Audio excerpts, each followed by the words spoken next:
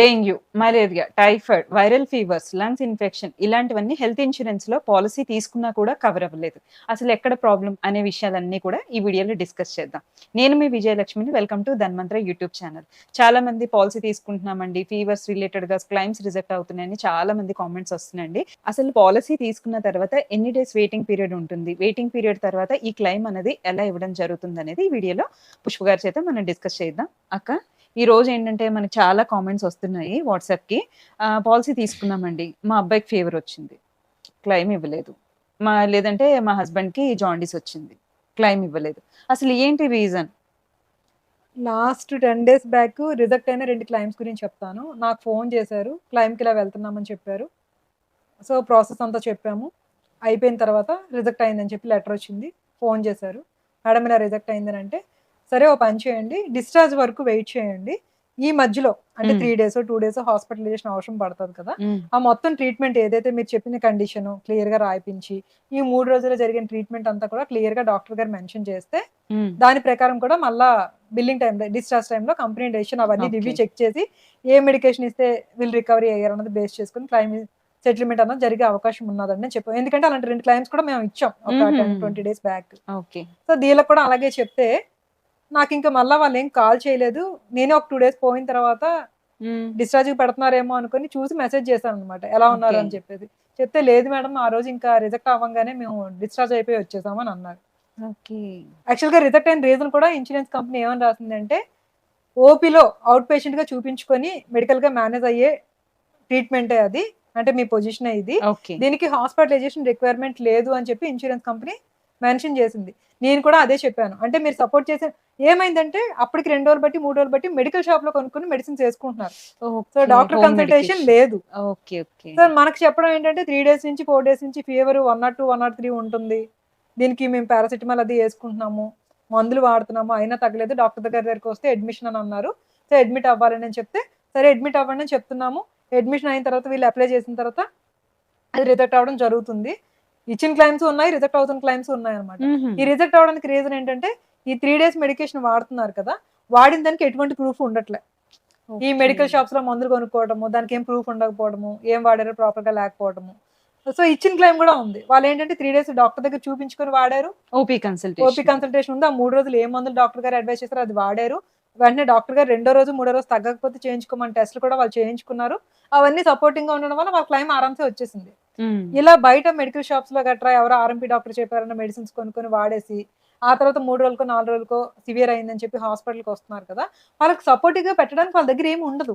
అసలు ఎలా డయాగ్నోస్ ఈ 3-4 రోజులు బట్టి అంటే డైరెక్ట్ గా జ్వరం అని అనగానే హాస్పిటల్ వాళ్ళు అడ్మిషన్ కి రిఫర్ చేసేసారేమో, ఇన్సూరెన్స్ అని ఉన్నదే అనగానే వీళ్ళు అడ్మిషన్ కి రిఫర్ చేశారేమో అని చెప్పి హాస్పిటల్ వాళ్ళు అయితే దట్టి 3 రోజులు మెడిసిన్స్ వాడారు కదా, వాళ్ళ టెంపరేచర్ కొంచెం కంట్రోల్లోకి వచ్చేస్తుంది. 102 103 ఫీవర్ ఎక్కడ కనిపించదు. 9900 ఉంటే 9900 కి అడ్మిషన్ ఎందుకు? ఇక్కడ ఒక చిన్న విషయం అండి, జనరల్ గా ఇన్సూరెన్స్ లో ఫీవర్ వస్తే అడ్మిషన్ అయితే క్లెయిమ్ ఇచ్చేస్తారని అపోహ చాలా మందికి ఉంది. అసలు ఫీవర్ అన్నది ఎంత దాటిన తర్వాత మనం అడ్మిషన్ ప్రిఫర్ సివియారిటీ పిల్లల్లో అనుకోండి రిస్క్ తీసుకోలేము. 102 మనం ఆలోచిస్తాం కదా, అసలు ఇన్సూరెన్స్ లేదు, డబ్బులు కట్టే ట్రీట్మెంట్ తీపించుకోవాలి, చేయించుకోవాలి. అప్పుడు జస్ట్ 101 ఫీవర్ కనుక ఉన్నట్లే మన హాస్పిటల్ అడ్మిట్ అవుతామా, ఒక 3 days చూద్దాం, డాక్టర్ గారు చెప్పినా సరే సార్ ముందు మందులు రాయండి, తగ్గకపోతే మేము మళ్ళీ వచ్చి జాయిన్ అవుతాం సార్ అని చెప్తాం కదా. ఇన్సూరెన్స్ ఉన్నది అన్నంత మాత్రం అది ఇన్సూరెన్స్ డబ్బులు కాదండి, అవి కూడా మీ డబ్బులే కదా. నాకు ఇన్సూరెన్స్ లేదు, నేను డబ్బులు కట్టి ట్రీట్మెంట్ తీసుకోవాలంటే ఈ కండిషన్ లో నేను హాస్పిటల్ జాయిన్ అవునా అది జస్ట్ ఒక కంపారిజన్ చేసుకుంటే చాలు. ఇప్పుడు ఇద్దరు కూడా అడ్మిట్ కాలే. ఎందుకు కాలేదని అంటే ఇంకా ఇన్సూరెన్స్ ఎలాగో క్లైమ్ రిజెక్ట్ చేసింది కదండి, మేము అంత డబ్బులు కట్టుకోలేమని చెప్పి వచ్చేసామంట. నిజంగా లైఫ్ రిస్క్ వాళ్ళు చెప్పిన కండిషన్ అంతా ఉంటే వాళ్ళు అంత రిస్క్ తీసుకుని వెళ్ళిపోరు కదా. డబ్బులు ఎలాగో అప్పసప్పు చేశారని ట్రీట్మెంట్ తీపించుకుంటారు కదా.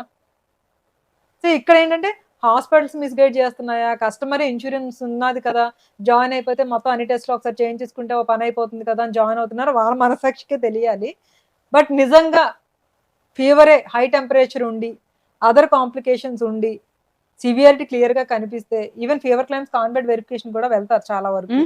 ఎందుకంటే నిజంగా అక్కడ పేషెంట్ కండిషన్ అలా ఉందా లేదని కూడా చెక్ చేస్తారనమాట. ఇవన్నీ కూడా ఫెయిర్ అండ్ ఫెయిత్ గా ఉంటే మాత్రం ఏ ఇన్సూరెన్స్ కంపెనీ అయినా క్లైమ్ ఇస్తుంది.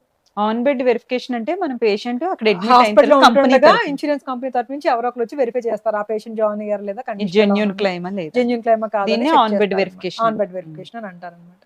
సో మనకి ఇన్సూరెన్స్ లేదు, మనం డబ్బులు కట్టి ట్రీట్మెంట్ చేయించుకోవాలి. ఇప్పుడు నేనున్న సిచ్యువేషన్ లో హాస్పిటల్ జాయిన్ అవుతానా లేదా అన్నది మీరే ఆలోచించుకొని అప్పుడు ఇన్సూరెన్స్ కంపెనీని బ్లేమ్ చేయాలి తప్పించి, డాక్టర్స్ కూడా ఈ మధ్య డ్యూటీ డాక్టర్స్ కి అప్పచెప్పేయడము, నర్సింగ్ స్టాఫ్ చేత నేను చూసిన సందర్భాలు చెప్తున్నాను. యాక్చువల్‌గా ఇది ఇలా వీడియోలో చెప్పకూడదు. అలా జరిగే మిస్టేక్స్ కూడా వాళ్ళు క్లియర్ గా సివియారిటీని మెన్షన్ చేయలేకపోవడము, రిపోర్ట్స్ లో ఒకలా ఉండడము, కేస్ షీట్ లో ఒకలా ఉండటము, ఇవన్నీ చూస్తా ఉంటే ఇన్సూరెన్స్ కంపెనీ కూడా సస్పెక్ట్ చేస్తారు. అంటే మీరు చెప్పేది ఏంటంటే ఫస్ట్ అసలు ఫీవర్ రాగానే ఒక కన్సల్టేషన్ రిపోర్ట్ ఉండాలి, ఆ తర్వాత వాళ్ళు మెడికేషన్ ఏదైతే దానికి ఒక బిల్ ఉండాలి, తర్వాత ఏమైనా బ్లడ్ టెస్ట్ లో ఒక 3 days తర్వాత చేయించుకుంటే వాటికి బిల్స్ ఉండాలి. ఫస్ట్ ఎవరైనా సరే డాక్టర్ నే కన్సల్ట్ చేస్తారమ్మా. డాక్టర్ ని కన్సల్ట్ చేసిన తర్వాత వాళ్ళు ఏదైతే అడ్వైస్ చేస్తారో ఆ మెడిసిన్స్ వాడతారు, వాళ్ళు ఏదైతే డాక్టర్ అడ్వైస్ చేస్తారో ఆ టెస్టులు చేయించుకుంటారు. అవన్నీ మీ ప్రూఫ్స్ అన్నమాట మీరు అడ్మిషన్ అయిన తర్వాత. సో దాన్ని బేస్ చేసుకుని ఇన్సూరెన్స్ కంపెనీ క్లెయిమ్ అనేది ప్రాసెస్ చేయడం జరుగుతుంది. అయితే దీని సివియారిటీ ఉన్నప్పుడు అడ్మిషన్ అయితే మనకి క్యాష్లెస్ ట్రీట్మెంట్ అవుతుంది, అంతేగాని చిన్న చితగా వచ్చింది అడ్మిషన్ అయిపోతే నాకు 100 ఫీవర్ ఉంది, ఇన్సూరెన్స్ ఉంది కదా నేను జాయిన్ అయిపోతానంటే మాత్రం ఈవెన్ జిఐసి కూడా జిఐసి కౌన్సిల్ కూడా ఒక ప్రొఫార్మా ఇచ్చింది. దాని ప్రకారం సివియారిటీ ఉంటేనే హాస్పిటల్ జాయిన్ చేయించుకోవాలి. సరే అక్కయ్య గారు, ఇక్కడ ఏంటంటే వెయిటింగ్ పీరియడ్. అసలు ఇన్సూరెన్స్ తీసుకోగానే ఫీవర్స్ కి అంటే జాండీస్, టైఫాయిడ్, మలేరియా ఇప్పుడు మనకు వచ్చేది ఈ జూలై ఆగస్ట్ ఇలాంటి ఎంక్వైరీ వచ్చింది. జాండీస్ అని తెలిసింది మేడం, హాస్పిటల్ అడ్మిట్ అవ్వాలని అంటున్నారు. ఒక 2 రోజులు మెడిసిన్స్ వాడి చూస్తాను, ఈలో పాలసీ తీసుకుంటాను, 3 రోజులు జాయిన్ అయిపోవచ్చు అని. బట్ ఫస్ట్ మీరు అర్థం చేసుకోవాల్సింది ఏంటంటే హెల్త్ ఇన్సూరెన్స్ లో కొన్ని వెయిటింగ్ పీరియడ్స్ ఉంటాయి. ఎందుకు ఆ వెయిటింగ్ పీరియడ్స్ పెడతారని అంటే, తెలిసిన తర్వాత పాలసీ తీసుకొని మిస్యూజ్ చేస్తే, వాళ్ళు వాడుకుంటే నిజంగా ఎన్నో సంవత్సరాలు బట్టి ఉంటున్న కస్టమర్ ఈ క్లైమ్స్ వల్ల వాళ్ళ ప్రీమియం కి ఎఫెక్ట్ అవుతుంది. ఓకే, సో ప్రీమియమ్స్ ఎలా పెంచుతుంది, ప్రీమియమ్స్ ఎలా రివైజ్ అవుతాయి, ఇచ్చిన క్లైమ్స్ బట్టి రివైజ్ అవుతాయి. నేను 4 ఏళ్ళు బట్టి 5 ఏళ్ళు బట్టి కట్టుకుంటున్నాను, నాకు ఒక్క క్లైమ్ కూడా లేదు, నాకు ఇలా ప్రాబ్లం అని తెలిసిన తర్వాత నేను పాలసీ తీసుకుని క్లైమ్కి వెళ్ళిపోతాను అంటే దీని తాలూకా క్లైమ్ ఎఫెక్ట్ ఎవరి మీద పడుతుంది? జెన్యున్ గా ఎప్పటి నుంచి ఉన్న కస్టమర్ మీద పడుతుంది కదా. సో అందుకోసం ఈ వెయిటింగ్ పీరియడ్స్ పెట్టడం జరిగింది. మీరు ఏ పాలసీ తీసుకున్నా సరే డే 1 నుంచి ఓన్లీ యాక్సిడెంటల్ గా జరిగే ఇంజురీస్ మాత్రమే ఇన్సూరెన్స్ కంపెనీస్ కవర్ చేస్తాయి. అది any type of A policy అయినా సరే. అది యాక్సిడెంట్ అంటే కాలు జారి పడిపోవడం కావచ్చు, కుక్క పాము తేల కొట్టడం కావచ్చు, స్కిడ్ అవ్వడం కావచ్చు, మెట్లు జారి పడిపోవడం కావచ్చు, ఫైర్ యాక్సిడెంట్స్ కావచ్చు, ఎలక్ట్రికల్ షాక్ కావచ్చు, వెహికల్ యాక్సిడెంట్ కావచ్చు, ఇవన్నీ కూడా డే 1 పాలసీ ఈ రోజు తీసుకుంటే రేపటి నుంచి కవరేజ్ లోకి వస్తాయి. అదే మనం ఊహించలేని సంఘటనలు ఏవైనా జరిగితే ఇవన్నీ కూడా మనకి తగిలినప్పుడు, పిల్లలు సైకిల్ తొక్కుతూ ఉంటారు, పడిపోవడము, ఇలాంటివి చాలా జరుగుతుంది. మంచం మీద నుంచి మనం పాలసీ ఇచ్చిన 15 రోజులకి యాక్సిడెంటల్ ఇంజురీ అయితే దాదాపు 1,70,000 క్లైమ్ ఇచ్చాం. వాళ్ళు కట్టిన ప్రీమియం అరౌండ్ 7,000-8,000 రూపాయలు అప్పుడు మనం క్లైమ్ ఇచ్చాం. ఇలాంటివన్నీ కూడా యాక్సిడెంటల్ అన్నీ కూడా అండి మనకి డే 1 పాలసీ తీసుకున్న రోజు నుంచి, మొదటి రోజు నుంచి కవర్ అవుతాయి. Any company any plan. ఇప్పుడు ఫీవర్స్ వద్దాం. ఫీవర్స్ లో ఇప్పుడు మనకు వచ్చేది వర్షాకాలంలో ఎక్కువగా dengue, malaria, typhoid, viral infections. స్కూల్లో ఒక్క కిడ్కి వచ్చిన, ఆఫీస్ లో వచ్చిన ఇంకా అందరికి స్ప్రెడ్ అయిపోతుంది వైరల్ అని. వీటికి ఎన్ని రోజుల తర్వాత మనకు కవర్? యాక్చువల్ గా ఇన్సూరెన్స్ కంపెనీస్ అయితే దీనికి కొన్ని టర్మ్స్ అండ్ కండిషన్స్ పెట్టుకున్నాయి. టెంపరేచర్ అయితే ఇంత ఉండాలి, అలాగే కొన్ని విటాల్స్ అంటారు, అంటే మెడికల్ చెప్పలేదు ఫస్ట్ డేస్. సో ఈ ఫీవర్స్, వైరల్ ఇన్ఫెక్షన్స్ ఇటువంటివి కవర్ అవ్వాలి అంటే ఖచ్చితంగా వాళ్ళ పాలసీ తీసుకొని 30 రోజులు కంప్లీట్ అయిపోవాలి. 30 రోజుల తర్వాత ఈ ప్రాబ్లం ఐడెంటిఫై అవ్వాలి. అంటే ఈ 30 రోజుల లోపల 28వ రోజు ఎప్పుడో మనకి ఫీవర్ వచ్చినా కూడా మనకి ఇవ్వరు. చూసుకోండి, 30 రోజులు దాటిన తర్వాతే మనకి స్టార్ట్ లోకి వస్తుంది. 30 రోజులు కంప్లీట్ అయిన నెక్స్ట్ డే నుంచి పాలసీ యాక్టివ్ లోకి వస్తుంది. ఫస్ట్ కన్సల్టేషన్ ఏదన్నా అది ఉండాలి. ఆ డే ఫస్ట్ కన్సల్టేషన్ కూడా కాదు, ఓకే, ఫస్ట్ రావటమే. సిమ్టమ్స్ తెలియటమే 30 రోజుల తర్వాత నుంచి. అంటే ఇప్పుడు మనం డాక్టర్ దగ్గరికి వెళ్ళేటప్పుడు లాస్ట్ 2 days ఎగ్జాంపుల్ ఇందాక చెప్పినట్టు 28వ రోజు వచ్చింది, ఓకే, ఏదో 2 రోజులు చూద్దాం కదా, నేను మెడిసిన్స్ వాడలేదు. సో 31st డేనో 32nd డేనో హాస్పిటల్ కి వెళ్ళారు. డాక్టర్ గారికి చెప్పేటప్పుడు నాకు ఇలా 4 days నుంచి ఫీవర్ అని చెప్పంగానే అది 2 రోజులకి వెళ్తుంది, 30 days బ్యాక్ బిఫోర్ వెళ్తుంది. సో క్లైమ్ అయితే వచ్చే అవకాశం ఉండదు. ఇది మనం చాలా జాగ్రత్తగా చూసుకోవాలి. 30 days అనేది ఇనీషియల్ వెయిటింగ్ పీరియడ్ అని అంటారు. అందుకని ఈ 30 days లో ఏ క్లైమ్ వచ్చినా ఏ ఇన్సూరెన్స్ కంపెనీ పే చేయాల్సిన అవసరం లేదు, as per terms and conditions. Next నేను ఒక క్లైమ్ ఎక్స్పీరియన్స్ చేశాక ఏంటంటే, కస్టమర్ కి ఇంటి దగ్గర ఉంటప్పుడు 102 ఫీవర్ ఉంది, బాగా అబ్నార్మాలిటీగా ఉంది, కళ్ళు తిరుగుతున్నాయి ఇవని చెప్పి వెళ్ళారు. అయితే వీళ్ళు లోపల అందరికీ తెలిసిన డోలో 650 పారాసెటమాల్ వేసేసుకున్నారు. వెళ్ళేసరికి మనకు నార్మల్ గా పర్సన్ మూవ్ అవ్వడానికన్నా కాస్త స్ట్రెంత్ కావాలని చెప్పి వీళ్ళు వేసుకుని వెళ్ళేసరికి అక్కడికి వచ్చేసరికి 99 ఉంది. వాళ్ళు ఏం చేశారంటే ప్రిస్క్రిప్షన్ లోని ఆ ఫీవర్ రాశారు. ఇలాంటి కేసుల్లో క్లైమ్ రిజెక్ట్ అయిందనమాట. అసలు 99కి మీరు అడ్మిషన్ ఎలా రాశారని. ఇలాంటి సందర్భంలో కస్టమర్ ఎలాంటి జాగ్రత్తలు తీసుకోవాలంటే, ఇంటి దగ్గర ఇలా ఉంది అని ఏమైనా మెన్షన్ చేయించుకోవాలా? సో అందుకనే కొన్ని ఇన్సూరెన్స్ కంపెనీస్ వాళ్ళకి సెపరేట్ గా వాళ్ళ కస్టమర్స్ కోసం అని చెప్పి డాక్టర్స్ ని ఆన్లైన్ లో కన్సల్టేషన్ ఫ్రీ ఆఫ్ కాస్ట్ ఇస్తున్నాయి. ఓకే. సో ఇప్పుడు ఎవరో డాక్టర్ దగ్గరికి వెళ్ళి మనం కన్సల్టేషన్ తీసుకునే కన్నా వీళ్ళు పాలసీ హోల్డర్ కాబట్టి ఆ కన్సల్ట్ కంపెనీకి సంబంధించిన డాక్టర్స్ తో గనక మాట్లాడి కన్సల్టేషన్ తీసుకొని వాళ్ళు ప్రిస్క్రైబ్ చేసిన మెడిసిన్సే వాడి తగ్గకపోయి మళ్ళీ వాళ్ళకే ఇన్ఫార్మ్ చేస్తే హోమ్ హెల్త్ కేర్ సర్వీసెస్ కూడా ప్రొవైడ్ చేస్తున్నారు. అంటే ఒకప్పుడు మనకు పాత సినిమాల్లో డాక్టర్ గారు Doctors ఇంటికి రావడం. ఇంటికి వచ్చి ఎలా అయితే ట్రీట్మెంట్ చేస్తారో అలాగా హోమ్ హెల్త్ కేర్ సర్వీసెస్ వాళ్ళే ప్రొవైడ్ చేస్తున్నారు. Very nominal charges, doctor fees, ambulance ఖర్చులు, వచ్చేపోయే ఖర్చులు ఇవన్నిటికీ కలుపుకొని ఒక ఫిక్స్డ్ టారిఫ్ లో చార్జ్ చేస్తున్నారు. సో ఫస్ట్ డాక్టర్ ని ఆన్లైన్ లో కన్సల్ట్ చేయడం వరకు మాత్రం అంతా ఫ్రీ. ఫ్రీ వాళ్ళ కస్టమరే కాబట్టి అవసరమైతే వాళ్ళు వీడియో కాల్ చేస్తున్నారు, ఆడియో కాల్ కూడా సరిపోవట్లేదు, ఒకసారి పేషెంట్ చూస్తే బెటర్ అని అనిపించింది అనుకోండి, వీడియో కాల్ చేసి మాట్లాడుతున్నారు. ఫాలోఅప్స్ కూడా మళ్ళీ కాల్స్ చేస్తున్నారు. ఒక 3 రోజులు ఇలా వాడండి అని చెప్తున్నారు. ఏ డాక్టర్ అయినా మనకు చెప్తారు కదా 3 days వాడండి అని. తగ్గకపోతే మళ్ళీ కాల్ చేయమని చెప్తున్నారు. వాళ్ళకి ఆ సివియారిటీ ఏదైతే చెప్తారో వెంటనే వీళ్ళని హోమ్ హెల్త్ కేర్ కి రిఫర్ చేయాలని ఆలోచించుకొని వాళ్ళు రిక్వైర్మెంట్ ని బట్టి హోమ్ హెల్త్ కేర్ సర్వీసెస్ కి రిఫర్ చేస్తున్నారు. వెంటనే డాక్టర్, నర్సింగ్ స్టాఫ్ ని ఇంటికే వస్తున్నారు, ట్రీట్ చేస్తున్నారు. పేషెంట్ కండిషన్ చూసి పేషెంట్ వాళ్ళకి హోమ్ హెల్త్ కేర్ సర్వీసెస్ లో సరిపోదు సపోర్టు, ఖచ్చితంగా వీళ్ళు హాస్పిటల్లో అడ్మిట్ అవ్వాల్సిన ఇన్సిడెంట్ స్టేజ్ అని కనుక వాళ్ళు పంపిస్తే వితౌట్ ఎనీ క్వెరీ వాళ్ళ క్లైమ్ ఆరామ్సే సెటిల్ అయిపోతుంది. అక్క, మీరు చూసిన క్లైమ్స్ లో హైయెస్ట్ ఫీవర్ క్లైమ్స్ ఏది? అమౌంట్ హైయెస్ట్ ఫీవర్ క్లైమ్స్ దాదాపు 2,90,000 ఒక ఫీవర్ కి. Only for fever. Only for fever. అంటే యాక్చువల్ గా ఫీవర్ కని జాయిన్ అయ్యారు. ఫీవర్ తర్వాత వాళ్ళకి లంగ్స్ లో కొంచెం వాటర్ చేరిందని, ఆ తర్వాత దగ్గు వచ్చిందని, లంగ్స్ లో ఏదో ఇన్ఫెక్షన్ ఉన్నదని అలా అలా అలా ప్రొలాంగ్ అయిపోయిన ట్రీట్మెంట్. ఒక 10 రోజులకి ఒక పెద్ద కార్పొరేట్ హాస్పిటల్ వైజాగ్ లోనే 2,90,000 రూపాయలు అయింది. అది కూడా ఇప్పుడు కాదు, 3 సంవత్సరాల క్రితం. 3 years బ్యాక్. అదే డాక్టర్ గారి అబ్బాయిది కదా, విజయనగరం అనుకుంటున్నారు ఇది అప్పుడు క్లైమ్. ఇలాంటి సందర్భాల్లో మనం ఏమైనా ఫీవర్ క్లైమ్స్ లో ఐసీ చార్జెస్ కి వెళ్ళాల్సి వచ్చింది అనుకోండి, ఐసీకి, అలాంటివి కూడా హెల్త్ ఇన్సూరెన్స్ ఎవ్రీథింగ్ చాలా పాలసీస్, ఇది ఒకటి చాలా ఎప్పటి నుంచి చెప్దాం అనుకుంటున్నాను.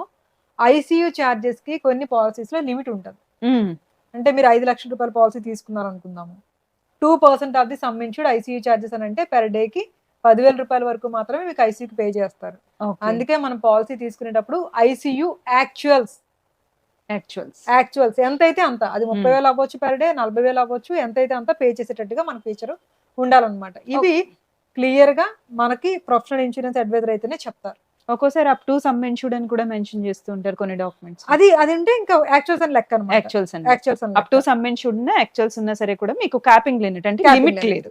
లిమిట్. సో అందరూ చెప్పేదే జనరల్ గా ఎవరైనా పాపులర్ అవ్వాలి, ఇన్సూరెన్స్ మీద మాట్లాడాలి అంటే, ఇంకా ఈజీగా చెప్పాలంటే ఓవర్ నైట్ ఎవరైనా నేను పాపులర్ అవ్వాలి అంటే హెల్త్ ఇన్సూరెన్స్ తీసుకోండి అని చెప్పిన ఎవరి వీడియో కూడా ఎవరు చూడరు. ఓకే. ఇన్సూరెన్స్ కంపెనీ చేసిన మోసము, క్లైమ్ రిజెక్ట్ చేసిన ఇన్సూరెన్స్ కంపెనీ, కానీ వాటి సొల్యూషన్ చెప్పరు. బాధితుల తాలూకా బాధాతప్త హృదయాన్ని వినండి. ఇన్సూరెన్స్ రిజెక్ట్ అవడం వల్ల ఆ పేషెంట్ ఇంత దీనావస్థలో ఉన్నాడని ఆ టాపిక్ ని పట్టుకొని ఎవరైతే కంటెంట్ చేస్తారో వాళ్ళే ఓవర్ నైట్ హీరోస్ అయిపోతారు, అయిపోతారు. అంతేగాని అసలు రిజెక్ట్ అవడానికి రీజన్ ఏంటి, రీజన్ చెప్పరు, దానికి సొల్యూషన్ ఏంటి, ఓకే దాని గురించి పదే చెప్పడం వల్ల ఉపయోగం ఉంది. సో మీరు ఇందుగా ఇన్సూరెన్స్ తీసుకోండి, ఇన్సూరెన్స్ తో ప్రొటెక్ట్ అయి ఉండండి, రియల్ టైమ్ లో ఇది ఇలా వర్క్ చేస్తుంది. చాలా మంది నాకు ఎక్కడ బాధ అనిపిస్తుంది అంటే, కొంతమంది మీడియా మిత్రులు చాలా ఈజీగా ఇన్సూరెన్స్ గురించి టాపిక్ అనేసరికి అక్కడికి వెళ్ళిపోయి లైవ్ లో వీడియోస్ తీసేసి ఈ మధ్య పోస్ట్ చేయడం చూసాను. ఒక ప్రొఫెషనల్ కి తెలుస్తుంది ఇన్సూరెన్స్ లో వెయిటింగ్ పీరియడ్స్ ఏంటి, టర్మ్స్ అండ్ కండిషన్స్ ఏంటి. ఒక ఎగ్జామ్ రాసి వస్తాడు తను, ఐఐడిఏ నుంచి ఒక ఎగ్జామ్ ఉంటుంది. వాళ్ళకన్నా ఎక్కువ తెలుస్తుందా ఒక నార్మల్ పీపుల్ కి? సో ఏదైనా ఒక న్యూస్ వచ్చింది, దాన్ని ఎలాగైనా సరే వ్యూస్ కోసం పాపులర్ చేసేయాలి, అంతేగాని డాక్టర్ కి ఎంత రెప్యుటేషన్ ఉన్న డాక్టర్, హాస్పిటల్ కి ఎంత రెప్యుటేషన్ ఉన్న హాస్పిటల్ ఉంది, ఒక్క నిమిషం కూడా ఆలోచించరు. అంతే, ఇన్సూరెన్స్ ఇవ్వలేదు, డాక్టర్ మోసం చేశాడు, ఇవే టాపిక్స్ దట్టు. అంటే వాళ్ళు చేయడానికి కూడా కారణం ఏంటంటే అలాంటి వీడియోస్ జనాలు కూడా చూస్తారు. నువ్వు నేను కంఠశోష పెట్టుకొని చెప్తున్నాము హెల్త్ ఇన్సూరెన్స్ తీసుకోండి, ప్రొఫెషనల్ అడ్వైజర్ ద్వారానే తీసుకోండి, ఆన్లైన్ లో తీసుకొని బ్యాంక్ ద్వారా తీసుకొని రిస్క్ తీసుకోవద్దు, ప్రీ ఎగ్జిస్టింగ్ కండిషన్స్ గురించి క్లియర్ గా మెన్షన్ తీసుకోండి అని ఎంతమందికి చెప్తున్నాము. మనం రిజెక్ట్ చేసిన కేసెస్ బయటికి వెళ్ళి వేరే అడ్వైజర్ దగ్గర మెన్షన్ చేయకుండా తీసుకున్న కేసెస్ ఎన్ని చూసాం మనం? మనం రాదు అని క్లియర్ గా చెప్పేసాం. సార్ మీకు పాలసీకి ఎలిజిబుల్ కాదని కూడా చెప్పిన తర్వాత కూడా మనం వద్దు చేయమని చెప్పిన తర్వాత వాళ్ళు వేరే వాళ్ళ దగ్గరికి వెళ్ళి ఆ విషయాన్ని దాచిపెట్టి పాలసీలు తీసుకున్నాము, ఇలా తీసుకున్నాం అని చెప్పి నీకు నాకు పాలసీ కాపీ చూసాం మనం. సో ఈ ఫ్యూచర్ లో ఇలాంటి వాళ్ళు క్లైమ్స్ అయితే రిజెక్ట్ అవుతాయి, ఇన్సూరెన్స్ కంపెనీ 100% రిజెక్ట్. ఆ ముఖ్యం చెప్తున్నాము. ఇప్పుడు ఇదే మన మీద ఏదో ఎవరైనా చిన్న పాయింట్ అవుట్ చేస్తే వెంటనే దానికి ఒక పెద్ద న్యూస్ క్రియేట్ చేయడానికి చూస్తారు. అది మనం ఎంతమందికి హెల్ప్ చేసాం, ఇప్పుడు దాదాపు మనం ఇచ్చిన క్లైమ్స్ 11 కోట్లు దాటిపోయింది. ఓకే. మన టీం నుంచి, మనం ధన్వంతర నుంచి, మన లాస్ట్ టీం నుంచి 10 years. లాస్ట్ 10 years లో. సో నేను 11 కోట్ల క్లైమ్స్ నేను ఇచ్చానంటే నాకు ఎంత వ్యాస్ట్ ఎక్స్పీరియన్స్ ఉంటుంది. హాస్పిటల్ ఎలాంటి స్టేజెస్ లో మిస్యూజ్ Escalate చేస్తాయి, చేశారు. ఎంత ఎందుకు కరోనా అనేది చిన్న బెస్ట్ ఎగ్జాంపుల్. ఆ టైంలో కూడా జిఐసి నామ్స్ ఇచ్చింది, పర్ డే మీకు ఎంత బెడ్ ఛార్జెస్ చేయాలి, దీనికి ఇదే ప్రొసీజర్ చేయాలి, పర్ డే రోజుకి 10,000 రూపాయల కన్నా దాటకూడదు ట్రీట్మెంట్ అని క్లియర్ గా జిఐసి అన్ని హాస్పిటల్స్ కి ఇన్ఫార్మ్ చేసింది. బట్ రోజుకి 1,00,000-2 లక్షలు కూడా కట్టిన పేషెంట్స్ ఉన్నారు ఆ టైంలో. మరి అప్పుడు ఇన్సూరెన్స్ కంపెనీ తప్ప, హాస్పిటల్ తప్ప? ఇంకా నేను ఇంకా చూడండి, కొంతమంది డాక్టర్స్ అడిగాను, సరే ఆ టైంలో అంతంత ఛార్జ్ చేశారు కదా, మీకు ఏమైనా డ్యూటీ డాక్టర్స్ కానీ ట్రీట్మెంట్ చేసిన డాక్టర్స్ కానీ ఏమైనా డబుల్ శాలరీస్, ట్రిపుల్ శాలరీస్ ఏమైనా పెంచారని అంటే, అలాంటిది ఏం లేదు మేడం అని చెప్పారు సింపుల్ గా. సో అక్కడ బాగుపడింది ఎవరో ఏమైనా ఉన్నారని అంటే హాస్పిటల్ మేనేజ్మెంట్ తప్పించి సామాన్య మానవుడు వాళ్ళ డబ్బులు రూపాయి దగ్గర 10 రూపాయలు కట్టిపించుకున్నారు. సో వాళ్ళు ఇబ్బంది పడ్డారు. అలాగే డాక్టర్స్ కూడా చాలా రిస్క్ తీసుకొని ట్రీట్ చేశారు. అలాగని వాళ్ళకేం ఫైనాన్షియల్ గా అంత సపోర్ట్ అయితే కాలేదు నాకు అనిపించింది. అది ఎంతవరకు నిజమో నాకు తెలియదు, కానీ 2-3 డాక్టర్ డిస్కషన్స్ తోనే ఆ మాట నేను చెప్తున్నాను ఇప్పుడు. ఇదండి, ఫీవర్స్ కి క్లైమ్ రాలేదు, dengue, malaria, typhoid, viral infections, jaundice ఇలాంటి వాటికి నా చిన్న రిక్వెస్ట్ ఏంటంటే, మీరు పాలసీ తీసుకునేటప్పుడు ఖచ్చితంగా మీ ఇన్సూరెన్స్ కంపెనీ ఇలా online consultation, second medical opinion, అలాగే home health care services provide చేసే మంచి పాలసీ తీసుకోవడానికి ప్రిఫర్ చేయండి. ఇప్పుడు ఈమెయిల్ కన్సల్టేషన్ కూడా ఉంది కదండి, అంటే అది సెకండ్ ఒపీనియన్. ఆల్రెడీ ఒక డాక్టర్ ఎవరో సర్జరీకి అడ్వైస్ చేశారు, నేను కన్ఫ్యూజన్ లో ఉన్నాను. ఈవెన్ రీసెంట్ గా ఒక డాక్టరే చెప్పారు, ఎవరైనా సర్జరీకి అడ్మిషన్స్ కి రిఫర్ చేస్తే సెకండ్ ఒపీనియన్ తీసుకోకుండా హాస్పిటల్ అడ్మిట్ అవ్వద్దు, అడ్మిట్ అవ్వడం వల్ల ఎక్కువ మంది చనిపోతున్నారు, రాంగ్ ట్రీట్మెంట్స్ జరిగాయి ఒక డాక్టరే ట్వీట్ చేశారు. సో దాన్ని బేస్ చేసుకునే మనం చెప్తున్నాము, ఏదైనా సరే ఇది మేజర్ అని అనిపించింది అంటే ఖచ్చితంగా సెకండ్ ఒపీనియన్, వీలైతే అవసరమైతే థర్డ్ ఒపీనియన్ కూడా తీసుకున్న తర్వాత డెసిషన్ తీసుకోవడం మంచిది. ఏమో కన్సల్టేషన్ తీసుకోతే పోతుంది ఒక 1,000-2,000 రూపాయలు. దీనికి ఇన్సూరెన్స్ ప్లాన్స్ తీసుకునే వాళ్ళు ఈ కన్సల్టేషన్ అంటారు, అంటే ఈమెయిల్ ద్వారా కాంటాక్ట్ చేయడం. ఈ కన్సల్టేషన్ అంటే ఈవెన్ ఆన్లైన్ లో మాట్లాడే వాళ్ళు కావచ్చు, డైరెక్ట్ గా వీడియో కాల్ చేసి మాట్లాడడం కావచ్చు, ఇదంతా కూడా టెలి వెరిఫికేషన్ ఉంటుంది, ఇవన్నీ కూడా టెలి కన్సల్టేషన్, ఈ కన్సల్టేషన్ కూడా మీరు అవైల్ చేసుకోండి, మీ ప్లాన్ లో ఉన్నాయా లేదా.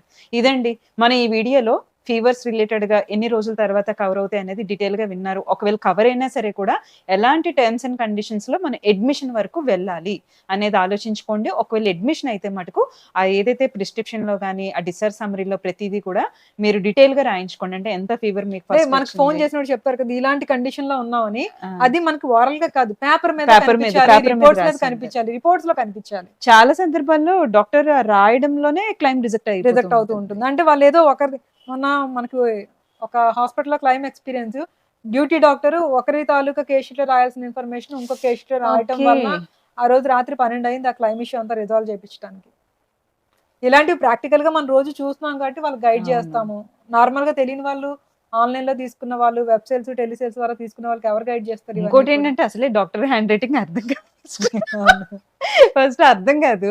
ఆ అర్థమైంది కూడా మీకు ఒక అడ్వైజర్ ఉంటే దాని టెర్మినాలజీ డిఫరెంట్ గా ఉంటుంది. ఆ టెర్మినాలజీని అర్థం చేసుకొని ఆ క్వైరీని ఐడెంటిఫై చేసి దాన్ని రెక్టిఫై చేసి మళ్ళీ మనం దాన్ని రీగా రాయించి కూడా చాలా క్లైమ్ సెటిల్ చేసామండి. దీనికి ఫుల్ ఫ్లెడ్జ్డ్ లో ఇది ఎవరి మిస్టేక్ అని మనం బ్లేమ్ చేయలేము. అది హాస్పిటల్ మిస్టేకా, డ్యూటీ డాక్టర్ మిస్టేకా, టీచింగ్ డాక్టర్ మిస్టేకా, ఇన్సూరెన్స్ కంపెనీ మిస్టేకా అన్నది ఏదైనా సరే ఒక పెట్టే డాక్యుమెంట్ ని నమ్మి ఇన్సూరెన్స్ కంపెనీస్ క్లైమ్స్ సెటిల్ చేయాలి. అది ప్రాపర్ గా ఉండాలి. రీసెంట్ గా మనకి విజయనగరంలో హాస్పిటల్ క్లైమ్ పెట్టారు, అది రిజెక్ట్ అవడానికి రీజన్ ఏంటంటే వాళ్ళు జాయిన్ అయింది హైపర్ టెన్షన్ రిలేటెడ్ ఇష్యూ వల్ల జాయిన్ అయ్యారు. బీపీ రిలేటెడ్ గా హార్ట్ లో ఏదో ఇబ్బంది ఉన్నదని జాయిన్ అయ్యారు. ఆ బీపీ విటాల్స్ ఏవైతే ఉంటాయో ఎప్పుడైనా మనం హాస్పిటల్ జాయిన్ అయినప్పుడు ఏ ప్రాబ్లం అయితే జాయిన్ అయ్యామో దాన్ని ప్రతి 2 hours కి నోట్ చేసుకుంటారు. ఇప్పుడు షుగర్ వల్ల జాయిన్ అయ్యాం అనుకో, షుగర్ సంబంధించి ప్రతి 2 hours కి 3 hours కి మానిటర్ చేసి అది రికార్డ్ చేసుకుంటారు. అలాగే ఫీవర్ తో జాయిన్ అయ్యాం అనుకో, ప్రతి 2 to 3 hours కి నీ టెంపరేచర్ ఎలా ఉందో నోట్ చేసుకుంటారు. అలాగే బీపీతో జాయిన్ అయితే బీపీ అలా రికార్డ్ చేసుకుంటారు కదా. ఆ మొత్తం కేస్ షీట్ లో 10 చోట్ల కొట్టివేతలు ఉన్నాయి.